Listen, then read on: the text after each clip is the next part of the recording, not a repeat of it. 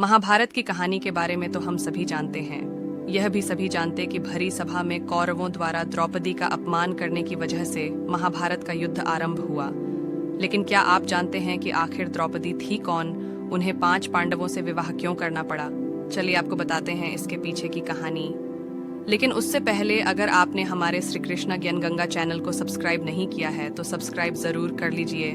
हवन कुंड से पैदा हुई थी द्रौपदी। महाभारत ग्रंथ के अनुसार द्रोणाचार्य के कारण पांडवों से पराजित होने के बाद राजा द्रुपद काफी चिंतित रहने लगे थे। तभी वो द्रोणाचार्य को मारने वाले पुत्र की चाह में वो कलमाशी नाम के नगर में पहुंचे। वहीं उन्हें 2 ब्राह्मण याज और उपयाज मिले जिन्होंने उनके लिए पुत्र प्राप्ति हवन किया।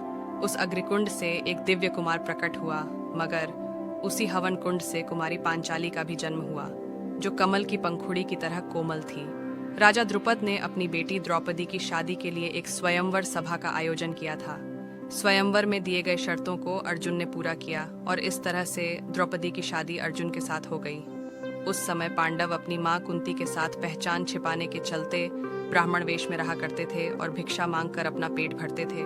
पांडवों को दिन भर भिक्षा कर जो भी मिलता था उसे वे अपनी मां कुंती के सामने लाकर रख देते थे, जिसे कुंती सभी में बराबर बांट देती थी।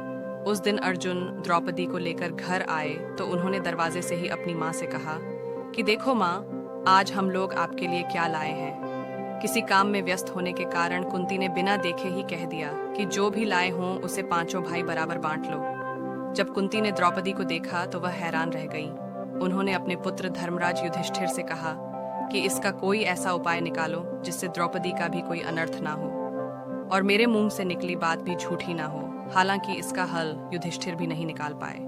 द्रौपदी को मिला था 5 पतियों का वरदान।